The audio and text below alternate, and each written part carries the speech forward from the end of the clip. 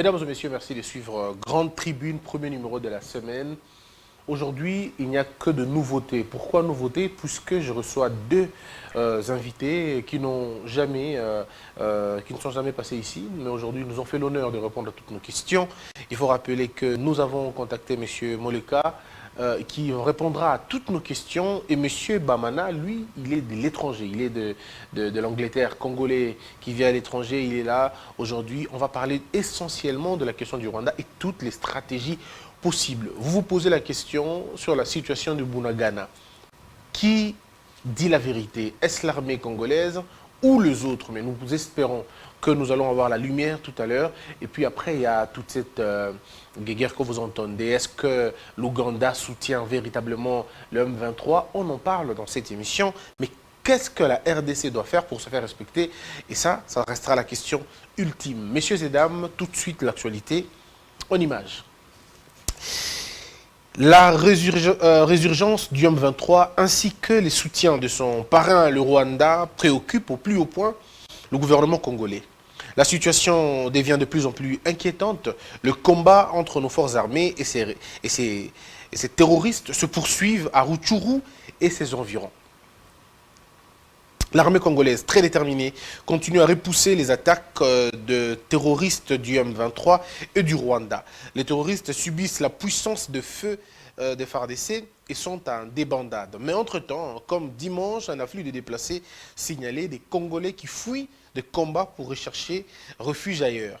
La situation est très compliquée sur terrain, mais qui veut réellement ces mouvements terroristes du M23 qui qualifient désormais qui a qualifié de tels en RDC, autant que des questions que la population se pose. Ce qui est sûr, c'est le M23 joue la carte du Rwanda, celle de déstabiliser l'Est du Congo pour piller à chaque fois nos richesses. Le Rwanda, à travers le M23, travaille pour la balkanisation de la RDC. Les choses sont désormais claires, le régime de Kigali ne cache plus ses intentions malveillantes, sous prétexte que Kinshasa héberge et protège les rebelles rwandais vivant au Congo. Paul Kagame veut occuper une partie du nord Kivu pour s'installer.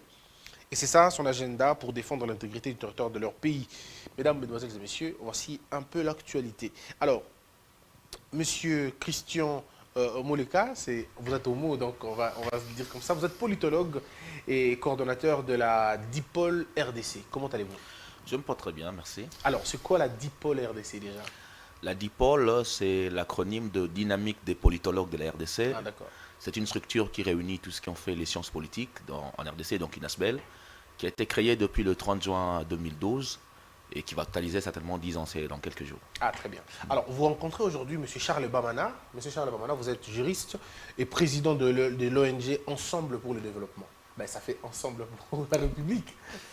Ouais. Comment allez-vous? Je me porte très bien. Vous revenez de l'Angleterre? Je reviens de l'Angleterre, mais souvent je suis au pays. Ah, d'accord. Et ça fait combien de temps que vous vivez en Angleterre? Plus de 22 ans. Ah, est-ce que vous avez perdu le français ou vous gardez... on se bat pour maintenir le cap. On se bat. Ben... Très bien. Alors, je commence avec M. Christian Moleka. M. Christian Moleka, la question, elle est déjà posée.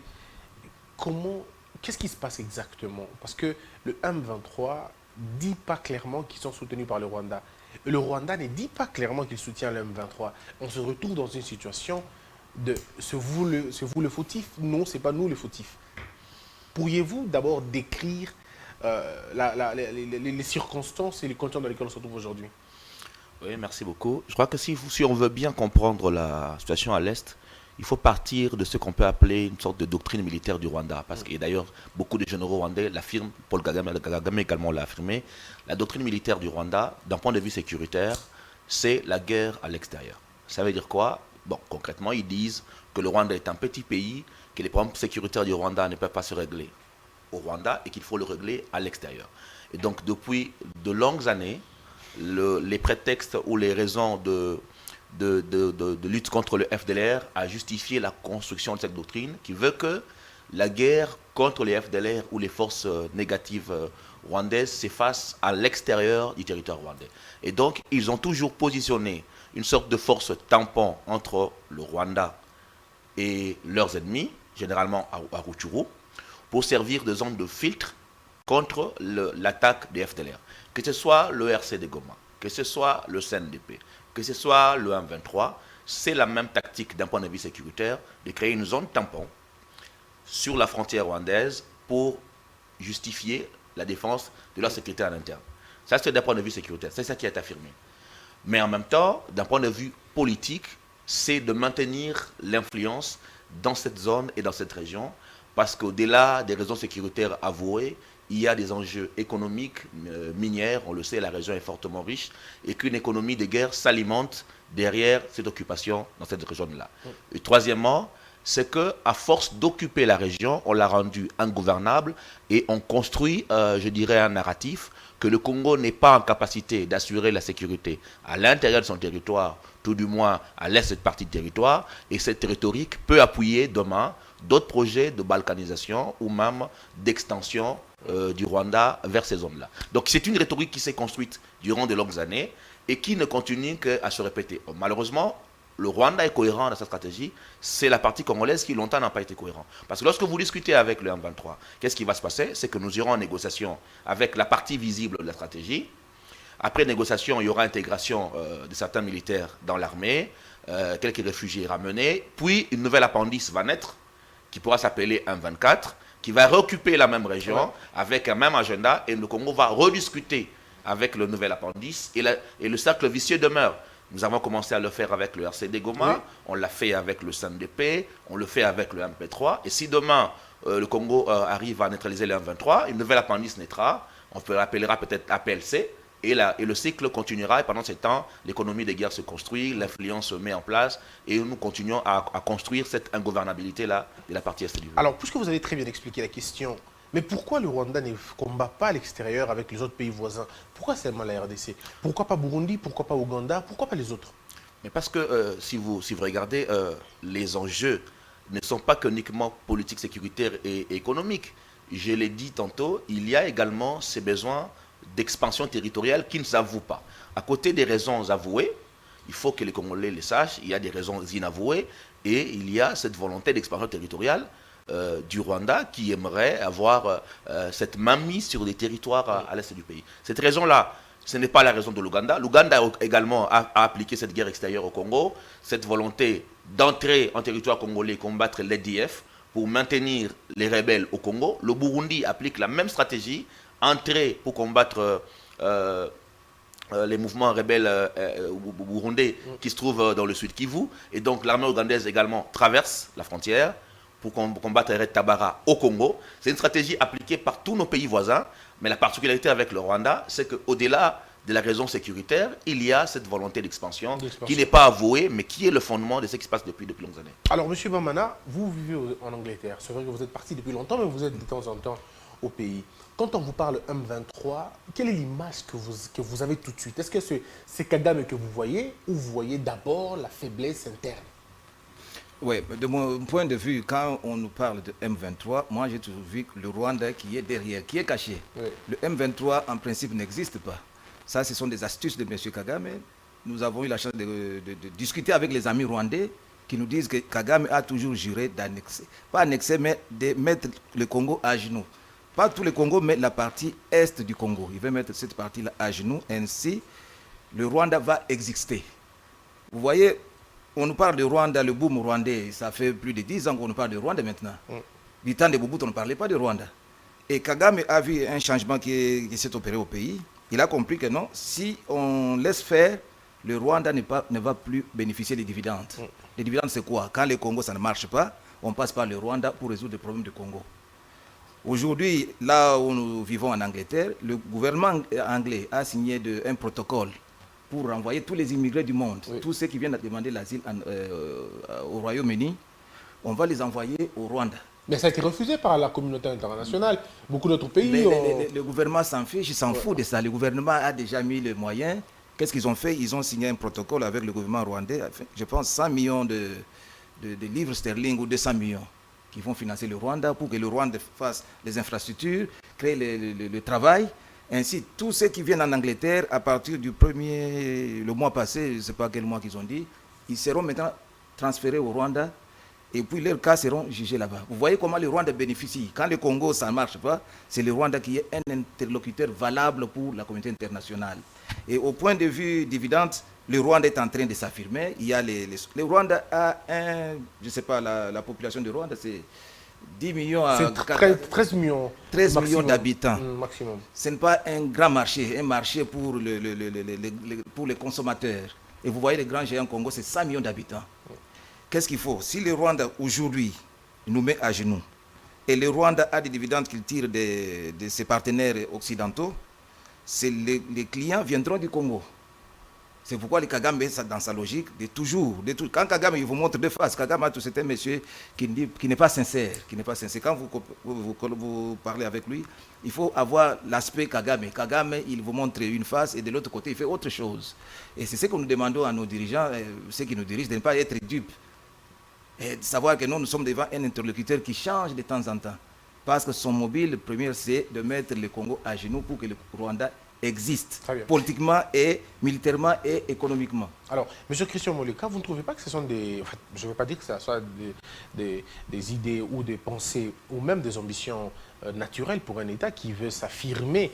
Est-ce que on reprochera au Rwanda d'avoir des idées comme ça sur nous? On ne peut pas reprocher à un pays ou à une élite d'avoir des ambitions de grandeur. La question que devait se poser, c'est quoi la vision de grandeur du Congo? Voilà. Ça, c'est la question la plus importante. Si le Rwanda estime que pour son développement, il a besoin de développer un positionnement stratégique dans la sous-région, c'est à nous de montrer que cette approche ne correspond pas à nos intérêts et que nous sommes prêts à nous battre pour nos intérêts. Donc c'est à nous de répondre. La grande difficulté, c'est à notre niveau, sur je dirais, le vide stratégique qu'il y a chez nous, qui crée le positionnement des autres. Parce qu'au fait, si vous regardez très bien la guerre que nous avons à l'Est depuis les années 90, c'est une guerre d'influence entre le bloc anglo-saxon et les blocs francophones dans lesquels nous étions à l'époque du maréchal Mobutu. La guerre de l'AFDEL nous a fait basculer dans le bloc anglo-saxon. Si vous regardez bien le positionnement stratégique d'un pays comme l'Ouganda dans la question du Sud-Soudan ou dans les questions du Est-Afrique, c'est-à-dire l'Éthiopie, la Somalie, dans la lutte contre El-Shabaab, ils se positionnent comme des acteurs importants au niveau sous-régional. Si vous regardez la stratégie rwandaise, qu'il s'agisse pour la gestion des questions de migrés, qu'il s'agisse sur les questions de casques bleus dans la sous-région où ils envoient les troupes, c'est un positionnement stratégique qui leur permet de construire un lobbying qui appuie leurs intérêts. C'est aux Congolais de développer un lobbying, une diplomatie d'influence qui s'inscrivent dans nos intérêts. Alors, quels sont nos intérêts stratégiques? Alors, avant de parler des narratifs, je voudrais qu'on continue avec vous, mais avant de parler des narratifs, parlons de l'homme Kagame que vous voyez sur les images. Qui est-il pour vous, politiquement, mais aussi militairement? Que représente Kagame, l'homme, dans la sous-région? L'erreur, c'est de concentrer la question sur l'homme. Le problème, ce n'est pas l'homme. Le problème, c'est l'élite qui est au pouvoir, incarnée peut-être par un homme, c'est l'élite qui est au pouvoir, qui est une élite qui a vécu très longtemps à l'étranger. Il ne faut pas oublier qu'à cause du régime et des génocides intérieurs, beaucoup de jeunes Tutsis ont vécu à l'étranger avec plein de frustrations. Et cette élite-là s'est formée, suffisamment formée. Si vous suivez le CV de Kagame, il a fait West Point aux États-Unis. Donc c'est une élite qui s'est formée, qui s'est aguerrie en Ouganda parce qu'il a été au rassemblement militaire en Ouganda, dans le compte de l'armée du PDF de Museveni. Ils ont aidé Museveni à prendre le pouvoir, et comme rente de guerre, Museveni a aidé cette élite à prendre le pouvoir chez eux au Rwanda. Donc c'est une stratégie pensée, structurée, qui s'est écrite depuis des années, et qui sont en train de matérialiser et partagée par une élite. Par qui? Par une élite tout au pouvoir, qui a pendant longtemps rêvé d'expansion. Il ne faut pas oublier que la guerre de l'Ouganda a commencé en Tanzanie, que Museveni lui-même était en Tanzanie, lorsqu'il a fait Sciences Po en Tanzanie, qu'il a écrit son ouvrage sur la violence libératrice de Frank Fanon, et que de la Tanzanie, ils sont passés par l'Ouganda au Rwanda, puis au Rwanda en RDC. Rappelez-vous, lorsque le président Mouzé prend le pouvoir, au stade de martyr, Museveni dit qu'ils veulent créer un mouvement africain qui va s'étendre sur 13 pays. C'est-à-dire c'est un projet qui a été pensé et qui a été mis en œuvre. Le problème, c'est qu'est-ce que nous pensons. Mais est-ce que Kagame, l'élite rwandaise, est-ce qu'elle a un soutien, je vais dire, prononcé des grandes puissances, des grands investisseurs, des grandes multinationales. Est-ce que le soutien est affiché, il est assumé ou c'est encore dans l'imaginaire collectif? C'est très affirmé. Si vous regardez le budget du Rwanda, vous verrez que le Rwanda vit essentiellement des aides extérieures. Vous avez un budget à moitié composé de l'aide extérieure, notamment britannique et des pays anglo-saxons. Vous avez un soutien militaire, en coopération militaire avec des pays anglo-saxons très connus. Ça ne sert à rien de le cacher. Le soutien, il est très clair. Le problème, c'est que il n'y a pas que les États. Parce que nous avons tendance, généralement, lorsque nous parlons de la question de l'Est, à ne voir que des États. Aujourd'hui, en relation internationale, il y a des acteurs non étatiques qui sont plus forts que les États, c'est-à-dire les multinationales, les transnationales qui ont intérêt à avoir des contrôles sur les ressources minérales à l'est du pays. Et ceux-là sont ceux qui, généralement, ne sont pas cités parce qu'ils n'apparaissent pas comme acteurs de premier plan. Il y a toute une guerre économique derrière, il y a des enjeux économiques derrière, et le Rwanda n'est qu'une sorte de, je dirais, de type moderne. En fait, le système mondial fonctionne avec des relais. Il n'est qu'un relais d'une politique plus grande, des types de relais qui servent des grands intérêts, notamment à l'est du pays. Parce que ces minéraux qui sortent, qu'il s'agisse du coltan, qu'il s'agisse du Ofang, n'ont pas pour destination finale le Rwanda. Le Rwanda n'est qu'un pays de transit. Ils vont ailleurs, ils vont alimenter une économie mondiale. Parce que vous avez suivi certainement les documentaires sur les téléphones du sang avec les coltans. Les minerais de sang. Les minerais de sang, tout ça. Ils finissent en Suisse, ils finissent à Dubaï, ils finissent dans les pays... Dans le silence total. Hein, dans le silence total, dans mon groupe. C'est à nous d'aller vers ces acteurs peu visibles, qui pourtant sont les vrais moteurs de la guerre, et pas forcément rester focus sur la personne de Kagame, ou l'élite Kagame. Alors, M. Bamana, dans le même élan, M. Moleka pose le problème. Mais si c'est aussi simple que ça, pourquoi n'allons-nous pas voir directement la racine, les acheteurs, les décideurs, comme il a si bien dit, peu visibles? Pourquoi nous ne montons pas une stratégie pour le rencontrer et prouver à suffisance que tout ce que vous voulez avoir chez le Rwandais, vous pouvez l'avoir chez nous sans tuer les gens? Ouais, moi j'aborde ce point sur deux volets. Oui. D'abord pour rebondir, qui est Kagame? Kagame a changé l'homme rwandais. Si vous regardez l'homme rwandais du temps de Habyarimana et aujourd'hui, le Rwanda a totalement changé. Kagame, c'est un leader qui a façonné le Rwanda. D'abord, il a basculé du bloc francophone sur le bloc anglophone. Et Kagame a imposé une discipline au Rwanda. C'est une dictature, c'est une forme de dictature, mais voilée. Et ça, c'est ce qui fait de lui un leader qui est accepté. Et il y a une vision, et toute l'élite rwandaise doit respecter ce que Kagame dit. Ça, c'est un fait. Le problème est posé. Qu'est-ce que nous devons faire? Pourquoi pas aller à la racine? Oui.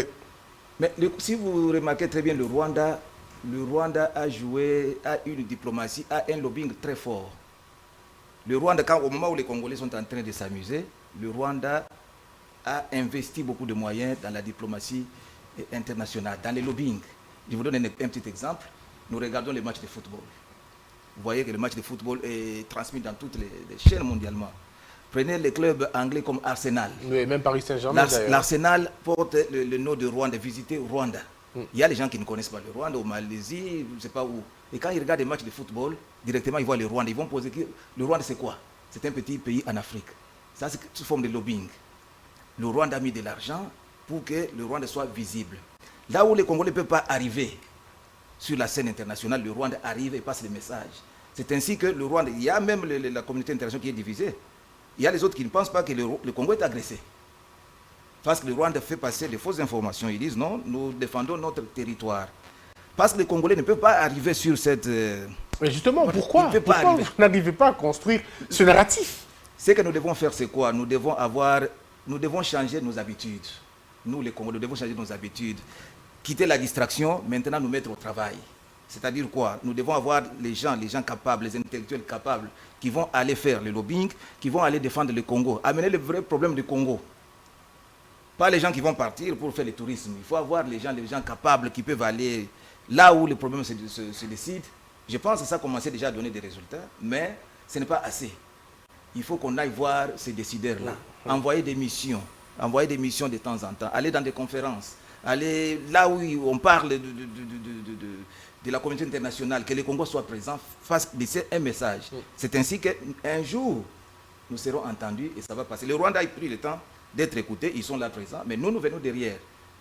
Moi, je pense que c'est ça, c'est que nous devons mettre Il y a- des moyens. Il y a un élément qu'il faut ajouter, c'est que les problèmes du Congo n'ont pas commencé avec la guerre du Rwanda, la guerre de 96. Il faut remonter un peu plus tôt. C'est que depuis 80 jusqu'en 96, le pays était presque ingouvernable. Nous avons plongé dans le jeu politique que nous faisons stérile chez nous, avec les transitions qui ont plongé l'économie par terre, avec les pillages. Et nous avons construit nous-mêmes cette image d'ingouvernabilité du pays. À telle enseigne que face à la crise politique intérieure entre Mobutu et Tshisekedi et l'imbroglio de la CNS, pour certains, la solution à la crise politique congolaise a été pensée comme solution militaire. Qu'il faut régler le problème politique interne, tout du moins, ils ont justifié la guerre de l'AFDEL par le fait qu'il fallait liquider politiquement, militairement, ce qu'on n'a pas pu régler politiquement chez nous. Il faut partir de là, c'est-à-dire c'est notre capacité à gouverner en interne, notre gouvernance politique qui a montré ses limites et qui a justifié la guerre d'AFDEL, que certains appellent la guerre d'agression déjà, pour liquider politiquement un régime qui était moribond. C'est le régime Mobutu. Nous sommes partis de là.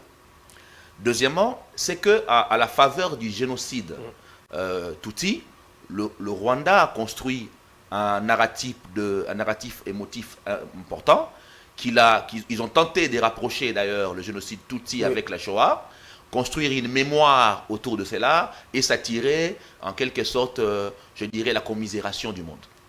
Et ça, ils ont réussi à le faire. Ils ont réussi à le faire. Par exemple, les Congolais n'arrivent pas à construire une mémoire sur tous nos morts. Est-ce qu'on parle de Makobola? Est-ce qu'on parle de Kabona Sampu? À Kisangani, on parle de Kumbushwe, la guerre de 6 jours. Mais est-ce qu'il y a une mémoire autour de la guerre de Kisangani? Est-ce qu'il y a une mémoire sur les batailles des Fizi? Toutes les morts des Fizi. On parle de 10 millions de morts, mais il n'y a pas de mémorial. Donc, nous, mais d'abord, on n'est même pas d'accord sur les chiffres. Il y en a d'autres qui parlent sur 12 millions, il y en a d'autres 10 millions. Donc, il y a un problème de mémoire que le Congolais n'arrive pas à construire. Il y a un problème de gouvernance politique en interne que nous n'avons pas construit et qui appuie cette instabilité-là. Généralement, ce sont les crises politiques en interne qui justifient ces genres d'agressions. Rappelez-vous que le CNDP est né en justifiant la vérité des urnes, qu'il fallait reconquérir par les armes.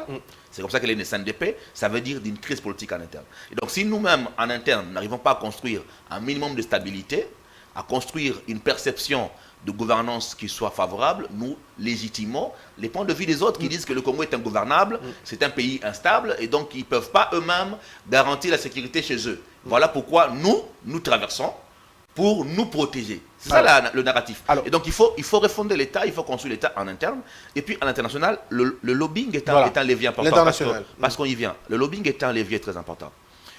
Aux États-Unis, par exemple, tout le monde le sait, les public relations, c'est fait. C'est-à-dire qu'il y a des structures, des firmes, des think tanks qui sont là pour faire le lifting de l'image. Et ça fonctionne avec des subventions. Il faut que l'État congolais développe des mécanismes de subvention pour la public relation.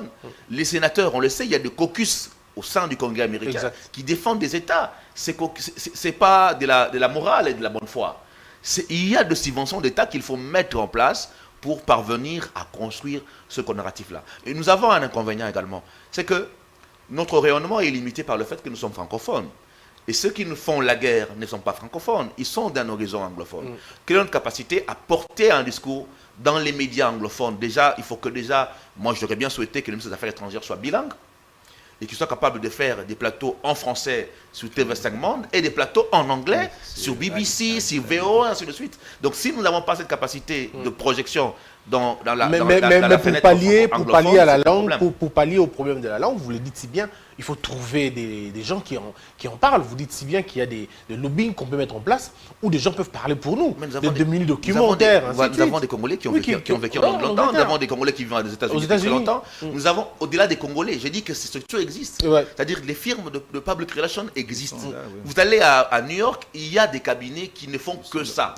Le problème, c'est qu'il faut entrer en contact avec eux, il faut mettre les ressources pour faire ce travail d'influence. Et ce n'est pas forcément... Le président Félix a fait un travail de diplomatie institutionnelle, d'État à État, on l'a vu aller, mais au-delà de cette capacité de diplomatie institutionnelle, il faut aller cette diplomatie d'influence qui parfois n'est pas institutionnelle, mais qui a plus d'efficacité. Et est-ce que c'est avec ça qu'on va faire entendre raison à ces multinationales que voilà, les téléphones que vous avez entre vos mains, Eh bien, il y a une fille qui n'est pas allée à l'école qui a été tuée pour ça. Il y a un enfant qui est dans le mine. Est-ce que c'est avec cette... Ça ne marchera pas avec, marchera pas cette comme bonne conscience. Les affaires ne se font pas avec la bonne conscience. Je suis désolé, il y a un cynisme dans le monde il faut que les Congolais soient pragmatiques. Nous sommes dans l'angélisme et l'angélisme, ça ne fonctionne pas. Le pragmatisme, c'est quoi? C'est qu'il faudrait, par exemple, dire, nous mettons une zone franche. Nous mettons une zone franche à l'est du pays. Les investisseurs qui viennent ne payent zéro pot. Paradis fiscal, zéro taxe, zéro impôt. Installez-vous, nous garantissons un minimum de stabilité et je vous assure qu'ils viendront. Le problème, c'est comment nous vendons notre image. Si vous prenez ce qu'on appelle les trends, hein, les classements dans le monde, essayez de nous voir dans business, essayez de nous voir dans l'ITIE, essayez de nous voir l'indice risque pays. Nous avons une perception très négative à l'international. Il faut travailler sur ces questions-là pour mieux vendre l'image, mais c'est également un travail qui doit être transpartisan. La grande faiblesse des Congolais, c'est que sous des questions de souveraineté et d'intérêt national, nous sommes bipartisans. Ça veut dire que nous divisons dans nos questions de politique intérieure sous des questions de politique internationale. Alors qu'en matière d'affaires étrangères, il n'y a pas de camp d'opposition et des pouvoirs. Ce sont des questions sur lesquelles la classe politique doit être capable de construire un pacte républicain. Et donc on ne devait pas se diviser entre Congolais de l'opposition ou Congolais du pouvoir lorsque le pays est en guerre. Donc ça, ce sont des questions en interne sur lesquelles il faut travailler et puis il faut réussir à faire un lobbying d'influence assez forte. Alors, M. Bamana, que pensez-vous de notre capacité de communiquer? Est-ce que nous sommes assez clairs sur la question? Je le dis souvent pour rire, mais en temps, aussi pour affirmer les choses. Vous avez le chef de l'État qui, lui, est clair sur la question. Il dit c'est soit la paix totale ou la guerre totale. Il dit les M23, c'est plus des rebelles, c'est maintenant des terroristes. Mais vous avez la RTNC, par exemple, qui continue à dire que ce sont des rebelles. Vous avez certains médias congolais qui continuent à appeler des M23 des rebelles. Vous avez certains opposants qui continuent à appeler les M23 des rebelles. Et même les gouvernements, certains membres du gouvernement, par lapsus ou je ne sais par quoi, disent que, bon, tantôt c'est des rebelles, ainsi de suite. Est-ce que nous avons déjà construit le narratif pour identifier l'ennemi? Est-ce que c'est un adversaire? Est-ce que c'est un ennemi? Est-ce que nous avons réussi à le faire? Pour répondre à votre question, je dis que nous communiquons pas assez. Ce que nous devons faire, c'est quoi? En temps de guerre, nous devons avoir une structure. À la guerre, comme à la guerre, nous devons avoir une structure adaptée à une communication de guerre, comme notre ami l'a soulevé tout à l'heure. Le gouvernement devait communiquer par une structure, pas les points de presse, pas les points du gouvernement. Non, ça c'est du général. Il faut une structure. Le gouvernement ou l'armée en jonction doivent créer une structure qui doit communiquer, qui doit nous donner l'information réelle. Qu'est-ce qu'on doit dire? C'est comme on est en train de faire le MOPAP du temps de Mobutu, tout ça. On doit mettre le moyen, parce que la communication, si ça engage le moyen. L'État devait faire l'effort de guerre, le moyen, créer une structure qui doit seulement communiquer pour la guerre, nous donner l'information au front, nous donner les termes que nous devons donner et lancer les gens à l'extérieur sur le plan de la scène internationale. Aussi longtemps que nous n'avons pas cette structure, vous avez des informations d'une façon un peu multiple. On vous parle des rebelles, les autres vous parlent sont les terroristes, les autres vous parlent que sont les Congolais qui réclament les changements au sein de la République. C'est parce qu'il n'y a pas cette structure. Moi, je lancerai un message à ceux qui nous écoutent, de faire vite. La guerre, on ne la gagne pas. Ce n'est pas seulement la diplomatie, vous devez aussi montrer vos muscles. Vous voyez ce qui se passe en Ukraine là-bas. Quand vous montrez que vous êtes aussi assez viril, vous pouvez vous défendre, on vous respecte. Et quand vous venez toujours avec des rhétoriques, non, c'est là, le Rwanda profite. Donc nous devons montrer que nous sommes assez mûrs. Cette fois-ci, le Congo, les géants Congo peuvent se défendre, peuvent communiquer sur la scène internationale. À l'interne, nous pouvons le faire. Et pour ce faire, il faut seulement une structure bien structurée, avec les gens capables. Il faut lancer les missiles, il faut lancer les gens. Comme on a lancé les gens à l'Est, là-bas, les commandos, il faut aussi lancer les communicateurs. Il faut les faire, il faut les lancer sur le terrain, à l'international, à l'interne, ils communiquent. Et ainsi, nous serons entendus et la donne peut changer. Aussi longtemps que ce n'est pas fait, je pense que nous partageons un peu, on nous accepte difficilement. On nous croit, on n'y croit pas, tu vois. Alors, M. Molika, quelle est la communication adaptée en ce moment? Bon, je crois que déjà, monsieur Charles Bamana l'a dit également, l'information est une dimension importante de la guerre. On parle d'ailleurs d'info-guerre. Parce que la guerre, c'est d'abord le contrôle de l'opinion. C'est celui qui impose la définition du conflit dans l'opinion qui gagne, qu'il s'agisse de l'opinion interne ou de l'opinion internationale. Et donc, il nous faut réussir à construire une définition du conflit en interne ou international qui est partagée. Qu'est-ce qui ne marche pas chez nous? Ce qui ne marche pas chez nous, c'est que déjà au niveau politique, il y a un problème de cohérence. Si vous suivez le communiqué de l'armée sur le terrain, il est très clair. Si vous suivez les communiqués des politiques, ça commence à devenir compliqué. Vous sentez qu'il y a un décalage entre les déclarations très ouvertes de l'armée et le discours policé des acteurs politiques. Ça crée des l'imbroglio et pour beaucoup de Congolais, c'est des réactions à double vitesse qui ne marchent pas. Ensuite, l'armée elle-même devrait développer, de mon point de vue, des mécanismes de communication plus poussés.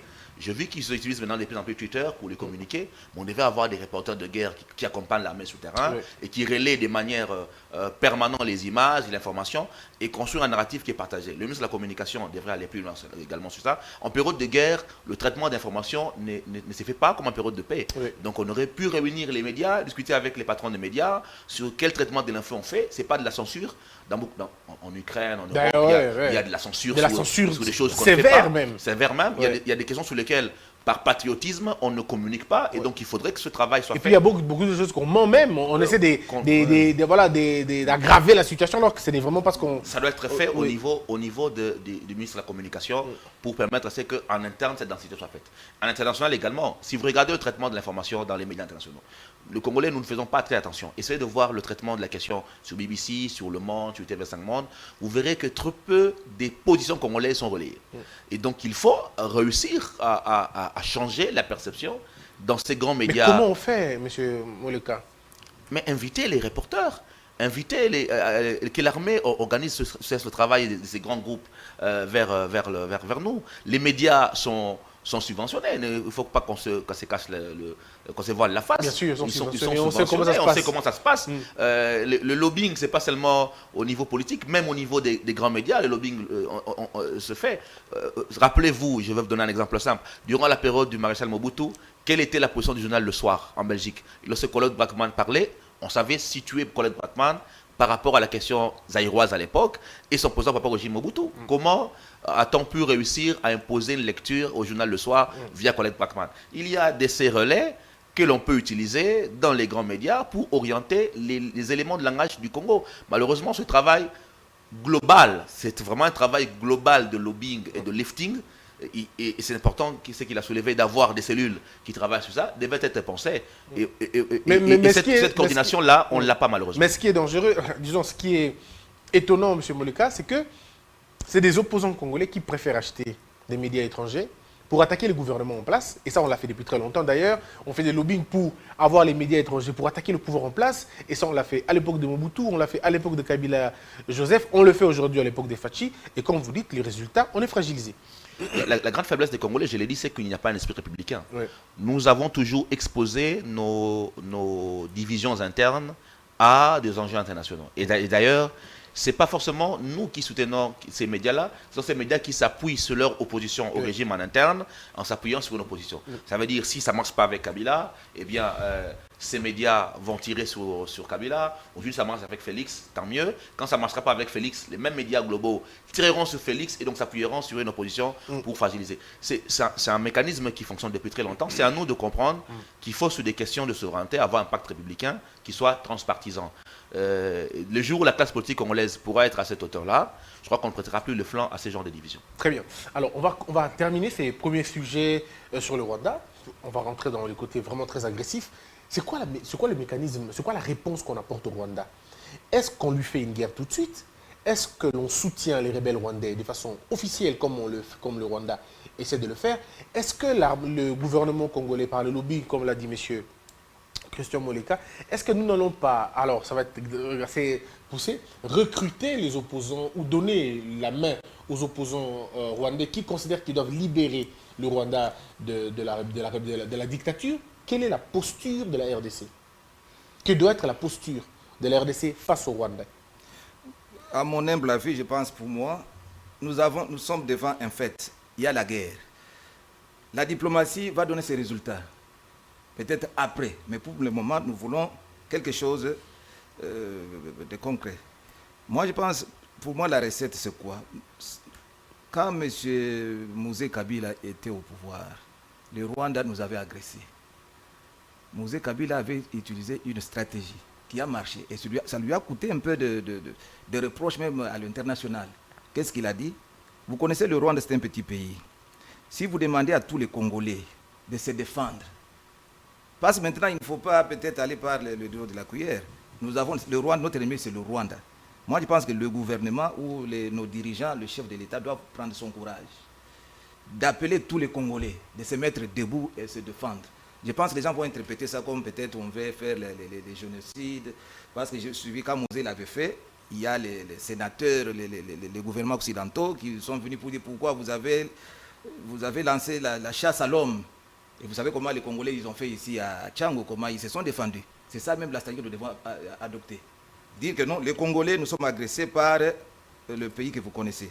Prenez-vous en charge. Donc soyez en alerte avec tout ce que vous avez comme moyen de bord. Je pense que vous allez voir que la donne va changer. Mais là, on risque de tuer les gens ici à l'intérieur. Non, c'est très grave. C'est ça que je vous dis que ça sera interprété d'une façon officielle. Parce que nous sommes devant un fait accompli. Oui. Le Congo, on ne doit pas pleurnicher, on ne doit pas aller de réunion en réunion. Les gens sont en train de mourir. Et le Congo qui veut faire la guerre se prépare. On ne fait pas la guerre par... on doit être sûr que nous avons les capacités nécessaires pour affronter l'ennemi. L'armée rwandaise, je ne sais pas, moi je ne connais pas bien l'armée, mais ils sont... 33 000 hommes. 33 000, ils disent qu'ils sont disciplinés et structurés. Et si nous sommes de notre côté, moi je ne connais pas les secrets de la défense, si nous sommes bien structurés... Et on parle environ de 150 000 150 et nous sommes disciplinés et on a des moyens, je pense que nous devons aussi mettre l'aspect sécuritaire et armé devant. Parce que la guerre, c'est la guerre. Il faut aussi montrer vos muscles. Donc c'est ça ce que le Congo peut faire. En même temps, nous nous montrons agressifs sur le terrain et nous, on ne transige pas sur cette question. Et d'un côté, nous demandons, là nous allons négocier à part égale.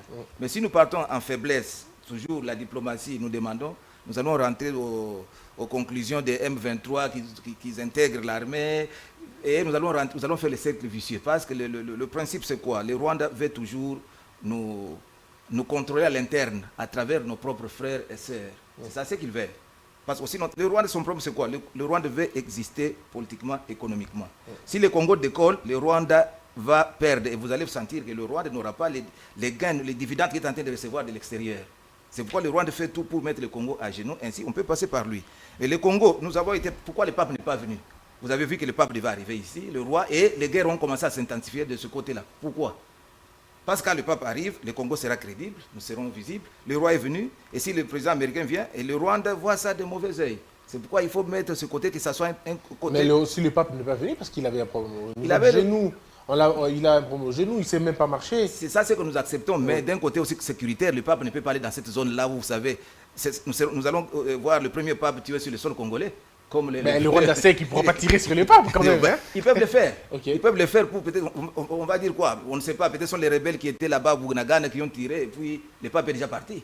Très bien. Ça, c'est un problème sécuritaire. Donc, moi, je pense que les Congolais, nous devons maintenant nous devons préparer la guerre. Très bien.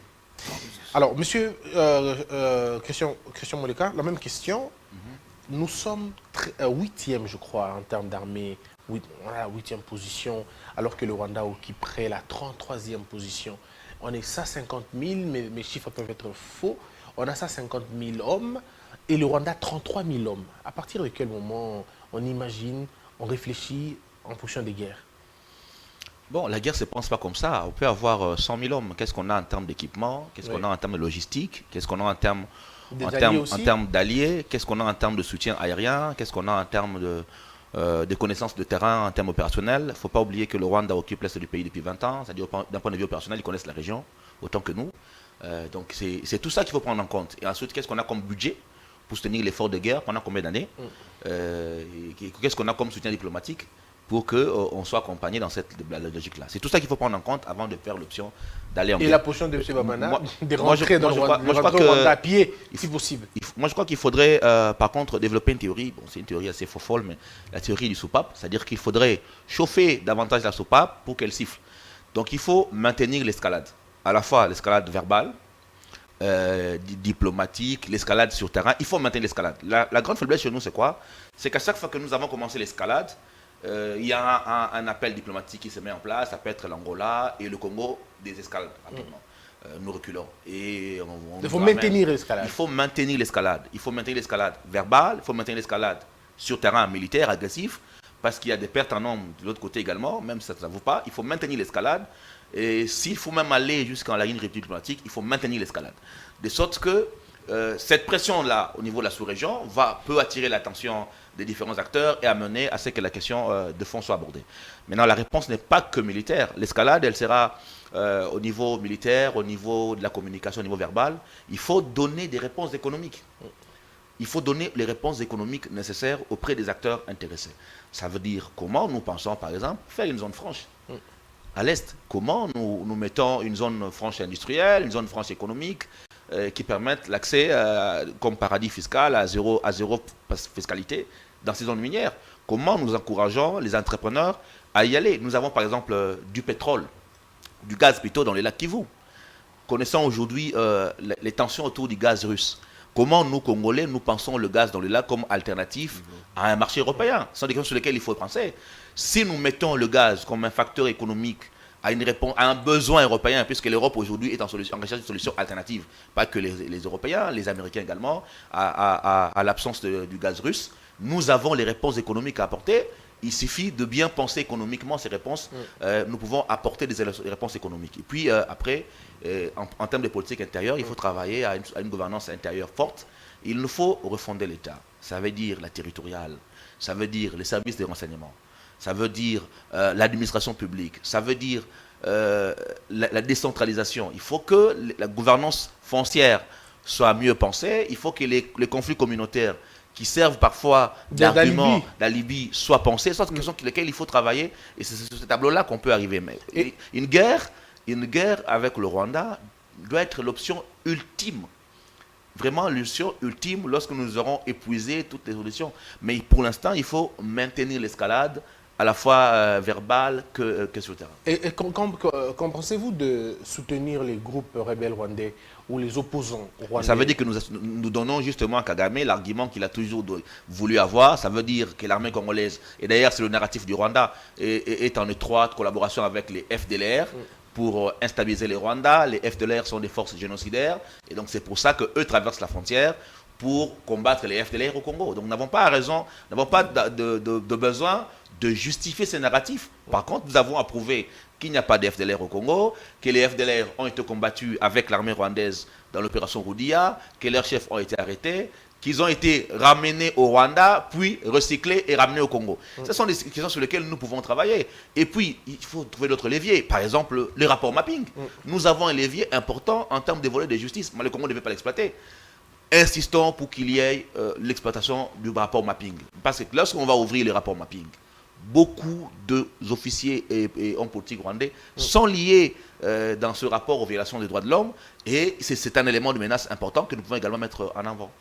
Mesdames et messieurs, merci. Est-ce que vous avez un mot par rapport à cela ou on continue? Mon mot est que nous sommes pendant la période de guerre. Le Congo ne doit pas rester l'éternel, celui qui pleure toujours. Nous sommes agressés de l'extérieur, nous devons nous défendre. Se défendre, c'est quoi? Mettre le moyen. Et puis, nous devons chasser l'ennemi hors d'état de nuire. C'est ce que nous devons faire. Et je pense qu'à ce point, le gouvernement doit repenser sa politique. Il doit mettre le moyen, il doit envoyer. Nos troupes sont sur le terrain, il faut multiplier les troupes. Ce côté-là, je ne connais pas bien le côté Est. Si on envoie des 500 000, 100 000 militaires, il faut renforcer les capacités. Si on renforce les capacités, l'ennemi peut avoir peur. Mais si vous ne renforcez pas les capacités, on nous attaque aujourd'hui, demain ils reprennent et ça fait un cercle vicieux.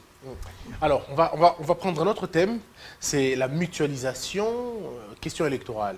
Mesdames et messieurs, encore une fois, l'actualité en images. La loi électorale, actuellement en seconde lecture au Sénat, continue à diviser l'opposition et la majorité. Les opposants campent sur leur position. Il faut que le débat sur les réformes électorales se fasse en dehors du Parlement. Mais l'Union sacrée s'est imposée finalement les discussions sur la modification de cette loi électorale se sont faites au Parlement. Au regard de l'importance de cette question, cette loi électorale fait peur. L'Union sacrée veut tirer les choses de son côté en voulant déjà préparer la réélection du président Tshisekedi. L'opposition qui veut la crédibilité du processus électoral n'est plus rassurée et ne jure que sur les réformes de cette loi électorale en dehors des institutions pour la transparence des élections. Puisque nous avions commencé avec M. Moleka, je commence avec vous, M. Bamana. Quel est votre point de vue sur cette grande question qui divise la loi électorale? Mais vous savez, le rôle de tout parti politique, c'est accéder au pouvoir. Et ceux qui ont le pouvoir, ils ont l'intention de les garder le plus temps que possible. Donc c'est une de bonne guerre. Les lois sont initiées au niveau du Parlement, ce qui est démocratique. Le débat doit se passer au niveau du Parlement. C'est là où il y a la représentation nationale. Le comble est que nos amis de ceux qui sont dans l'opposition, ils pensent que le jeu est déjà gagné d'avance. Ils veulent amener dans des combines, ils veulent qu'on aille travailler en dehors des institutions où là on peut faire des combines, on peut faire des arrangements. Et je pense que ceux qui sont au pouvoir, d'une façon un peu scientifique, ça leur profite. C'est la loi de la majorité. La minorité a toujours subi ce que la majorité décide. Mais qu'est-ce qu'il faut faire dans des pays démocratiques? Des fois, il faut aussi essayer de donner un peu la voix à la minorité pour qu'ils se sentent un peu rassurés. Même s'ils ne sont pas rassurés à 100%, il faut essayer d'une façon qu'ils se retrouvent aussi. Mais la façon où les jeux se présentent, je pense que tout le débat se passera au sein du Parlement. Mais pour les opposants, pour besoin de transparence, ils disent pas question du Parlement, il faut en dehors des institutions pour donner un peu de crédit. Mais ils peuvent contourner cette procédure en faisant quoi? Les élections ne se gagnent pas seulement par les lois. Il faut commencer qu'ils prennent l'alternative, qu'ils aillent sur le terrain, qu'ils commencent déjà à mobiliser leurs troupes, à installer leurs partis politiques, commencer à recruter les témoins au sein du parti. Ils ne le font pas, ils sont tentés de pleurnicher sur RFI. Mais ce n'est pas ça. Les élections auront lieu et celui qui ne sera pas préparé va les perdre. Et nous allons encore rentrer à la rhétorique, on m'a volé la vérité des urnes. Ce qu'il faut faire maintenant, s'ils voient que les choses ne se passent pas comme ils veulent au sein du Parlement, et ils peuvent aller maintenant sur le terrain, commencer à recruter. La population aussi peut jouer, peut changer les choses. Si vous avez bien recruté, si vous avez mobilisé sur le terrain, vous avez des multitudes de témoins dans vos partis politiques, dans vos alliances, vous dites, ok, nous allons les avoir. Et ils ont la loi électorale à leur guise, nous avons ça. Ça peut changer. Mais s'ils ne le font pas, ils vont subir la loi de la nature, qui est la majorité, ils ont voté leur loi, et par conséquence, je suis sûr qu'ils ne vont pas perdre des élections. Alors, M. Moluka, vous êtes politologue, ça marche encore bien pour vous. Comment comprendre cette question? En 2000, on a comme l'impression d'écouter le passé.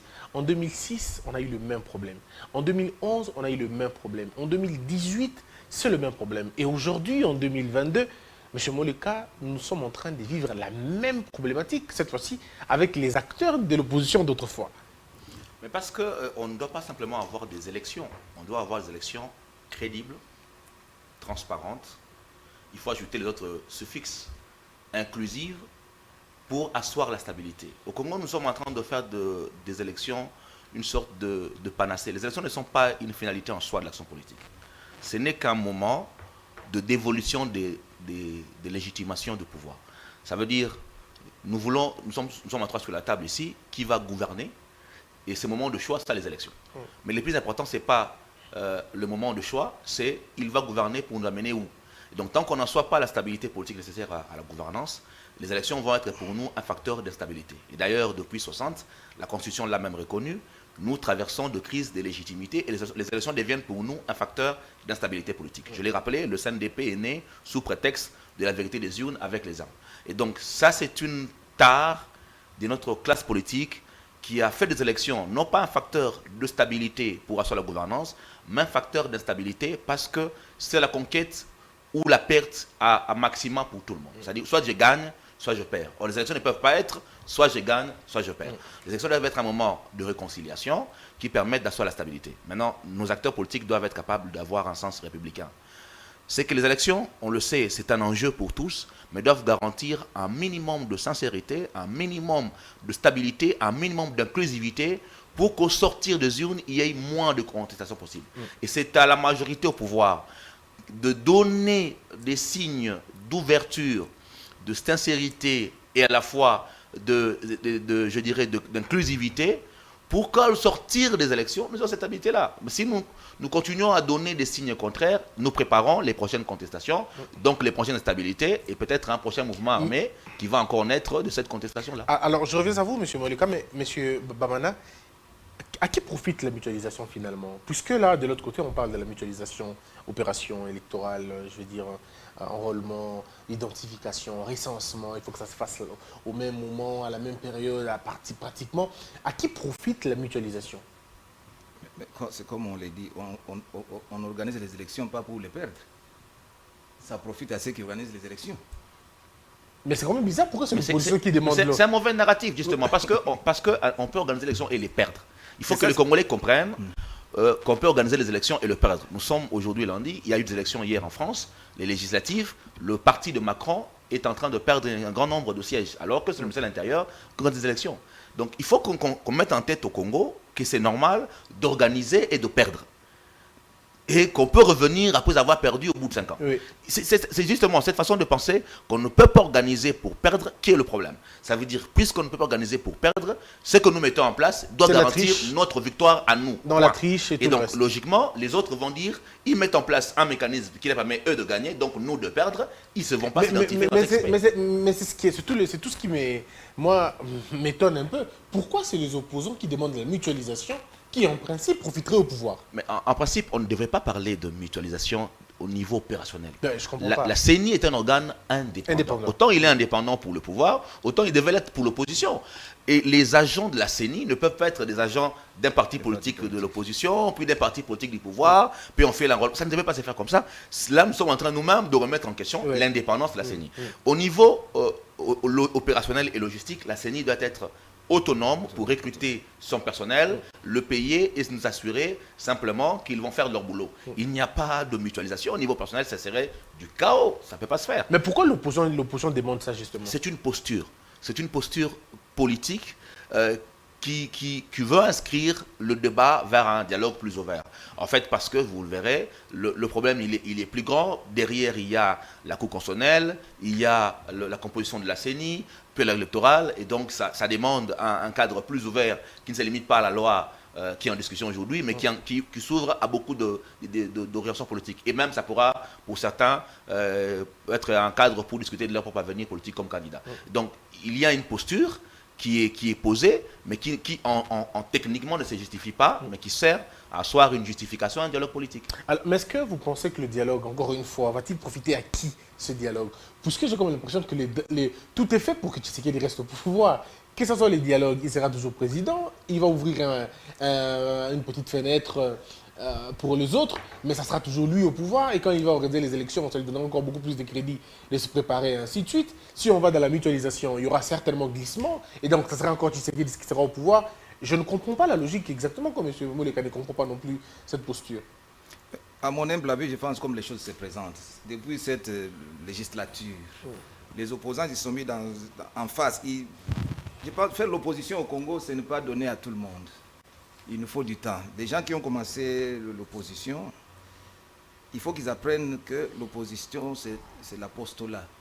Donc il faut oublier les postes, il faut oublier tout. Donc vous défendez une cause. Nos amis opposants, ceux qui font l'opposition, ou ceux qui sont dans l'opposition actuelle, ce qu'ils devaient faire, c'est quoi? C'est accepter, même si ça n'a pas été, les résultats n'étaient pas à 90% ce qu'ils voulaient. Donc accepter, ça a été proclamé par les institutions, nous acceptons les faits et nous avançons. Mais ils n'ont jamais accepté cet état de choses. C'est ainsi qu'ils créent chaque jour, ils créent des astuces pour que nous rentrons au dialogue. C'est pour tout ce qu'on va mettre par le gouvernement, qu'il n'y ait même pas la triche. Ils vont vous dire non, ils ne vont pas accepter. Parce qu'ils veulent qu'on rencontre, qu'on dialogue pour qu'on discute de leur avenir politique. Parce qu'ils ne font pas l'opposition. L'opposition est un peu dure pour eux. C'est ainsi quand on met la CENI en place, on vous dira que non, elle est pour pouvoir. Quand on veut faire les réformes, venons, on discute au niveau du Parlement. Ils ne voudront pas. Parce qu'ils veulent toujours qu'on discute d'abord de leur garantie, de leur survie politique. C'est ainsi que moi je pense, même s'il y a dialogue aujourd'hui, mais je ne vois pas l'opportunité du dialogue, je ne vois pas pourquoi. Il faut nous préparer à aller maintenant aux élections. Ils disent dialogue parce qu'il faut faire un consensus, il faut refaire la CENI qui n'est pas au goût de tout le monde et qu'il faut enlever ils parlent de la main d'œuvre au niveau de la CENI, il faut refaire beaucoup de choses, il faut revoir les fichiers, bien d'autres choses. Ils ont tout un package des choses qu'ils veulent reprocher au gouvernement. C'est ce que j'ai dit que nous devons avoir un peu entre nous-mêmes les acteurs politiques, voir ce que nous défendons. Ceux qui sont au pouvoir, c'est sûr qu'ils ont les manettes de manœuvre. Et ceux qui sont dans l'opposition, ils sont dans la minorité.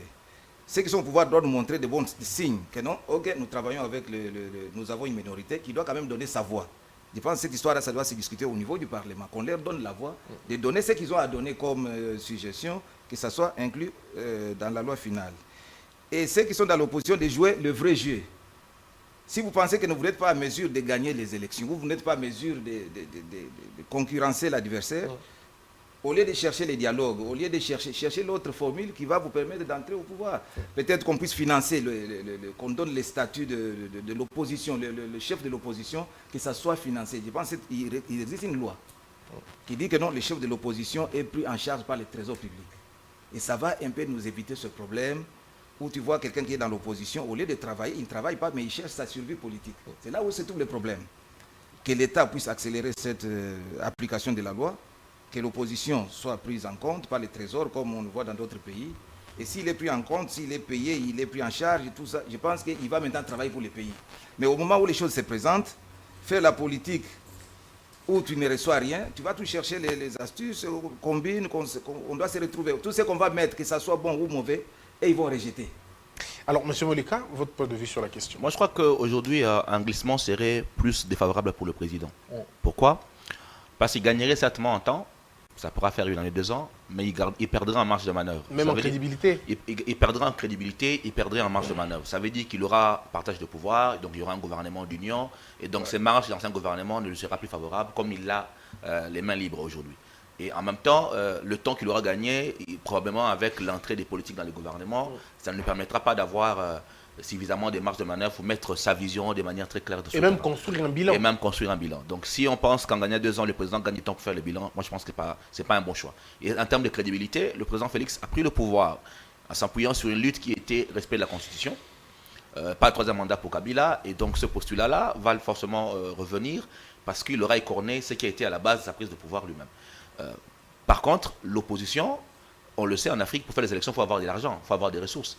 Et les ressources en Afrique, parfois, on l'obtient au pouvoir. Donc, un partage de pouvoir, c'est la possibilité pour certains d'accéder aux moyens de commande et donc d'accéder également aux ressources pour pouvoir se financer par rapport aux élections. Et ça permettrait aux gens de se repositionner par rapport à la CENI, ainsi de suite. Donc, un glissement, oui, ça peut bénéficier à court terme au président, mais à long terme, il ne gagnerait pas. Ça ferait beaucoup de tâches. Ça ferait beaucoup de tâches. À l'opposition, oui, certains accéderaient aux moyens de ressources, mais en même temps, ça décrédibiliserait le combat politique parce que vous serez dans une logique où vous partagerez également les bilans de nos présidents. Donc il y a des gagnants et des perdants, des choses à gagner. Mais la République ne gagne rien dans tout ça. Les Congolais ne gagneront rien parce qu'il s'agit d'une énième table ronde des politiciens qui veulent accéder au pouvoir et les questions de développement ne seront pas sur la table. Mais quelle est la solution, monsieur Moleka, on termine par là. Quelle est la solution pour non seulement crédibiliser notre question électorale, rassurer les opposants surtout et voilà, garantir au pays un bon élan? Aujourd'hui, la loi est encore au niveau du Parlement, au niveau du Sénat. Donc il est très possible qu'au niveau du Sénat, que soient prises en compte quelques recommandations ou quelques points de vue de l'opposition pour permettre de concilier à ce niveau. On l'a vu à l'époque de 2015, lorsque l'Assemblée nationale a voté sur un terme et qu'il y a eu des tensions de la ville. À l'époque, le président Kengo a ôté l'article 8 qui a permis de calmer la tension. Donc on peut, avec Bahati, jouer la même carte, de calmer les ardeurs de l'Assemblée nationale et permettre d'avoir une loi plus conciliante. Ensuite, mettre en place les cadres de concertation au niveau de la CENI, garantir une plus transparence et une participation des partis politiques, notamment dans les cadres de concertation qui sont des organes que la CENI peut utiliser. Et pourquoi pas, M. Bamana le soulève, pourquoi pas trouver un mécanisme de financement? Ça ôterait peut-être l'option d'un gouvernement d'union si certains peuvent avoir accès au financement par la loi. Donc on pourrait ainsi répondre indirectement à certaines préoccupations et aller vers les élections en 2023 en respectant la Constitution. Mais vous, en tant que politologue, qu'est-ce qui vous choque dans cette loi électorale? Ou qu'est-ce qui choque la science, selon vous, ou le bon sens même? Bon, personnellement, il y a 2 inquiétudes. La première, c'est qu'on a imposé ce qu'on appelle le seuil de recevabilité de candidature, qui, de mon point de vue, ne devait pas être à ce niveau-là. On devrait avoir le seuil d'expression populaire, parce que c'est la population qui peut éliminer lui-même ou non un parti politique, et pas la CENI. Le seuil de recevabilité, c'est simplement la capacité administrative de présenter plusieurs candidats dans beaucoup d'endroits et donc de payer une plus grande caution. Ça veut dire que ça favorise les partis qui ont plus d'argent et donc ça ne va pas nous aider à lutter contre la corruption parce que ça va pousser les partis politiques à trouver de l'argent pour aligner plusieurs candidats et on le sait, l'argent on le trouve au pouvoir. Donc en même temps, on est en train de remettre en question la lutte contre la corruption, et renforcer même, et renforcer ceux qui ont l'avoir et avoir une démocratie basée sur l'argent. Pour moi, cette loi-là, cette disposition-là devait être changée. On devait maintenir le seuil au niveau populaire, le 1%, pour permettre que la population lui-même serve à écarter les candidats. Voilà, donc pour moi, c'est la disposition. Vous avez dit deux inquiétudes, ça c'est la première, la deuxième. La deuxième inquiétude, c'est au niveau de la nécessité pour la CENI de publier les résultats bureau par bureau de vote. Oui. Je crois qu'il est nécessaire de maintenir ces éléments de sincérité pour que la CENI puisse publier mais sur la bureau question, par bureau. la CENI est d'accord, il dit qu'elle publiera bureau par bureau. Il faudrait que la loi l'insinue et malheureusement, il y avait une disposition proposée par le G13 qui était qu'on insère des sanctions lorsque l'agent électoral a personnellement violé la loi. Et malheureusement, cette loi également ne propose pas des sanctions très claires lorsqu'un agent électoral, de manière assez délibérée, aura violé la loi. On l'a vu par exemple en 2018, on a des cas des lois de la CENI violentées par les agents électoraux, mais il n'y a aucune sanction qui permette de limiter ça. Malheureusement, ces genres d'innovation étaient quelque peu édulcorés, donc côté du premier modèle en tout cas. Monsieur Bamana, on termine avec vous. Quel est votre point de vue sur la question? Qu'est-ce qui vous choque, vous, dans ces propositions? Comme on l'a dit, l'élection, c'est l'affaire de tout le monde. Nous devons nous servir de ce qui s'est passé il y a 5 ans, la législature passée, pour corriger. Nous ne voulons pas vivre les élections chaotiques où les gens vont contester. Et qu'est-ce que nous devons faire? Moi, je pense que la loi de la minorité doit être entendue. Au niveau du Parlement, ils doivent un peu mettre un peu de l'eau dans leur vin, écouter, donner un peu la chance un peu à cette opposition de proposer aussi, qu'ils proposent et qu'on accepte et qu'on mette ça en application. Le nœud du problème, c'est quoi? On peut faire les élections et qu'il y ait résultat rendu bureau par bureau. Ça nous éviterait le problème d'un président qui a été déclaré au niveau national. Si on fait les élections et au niveau local, vous avez les résultats et les PV sont rendus publics, je pense que ce problème-là ne se posera pas. Et vous allez voir que votre candidat sera élu, ce qui a été proclamé dans des provinces, dans des districts, c'est ce qui a été donné. Et que les partis politiques et les regroupements commencent déjà à s'atteler.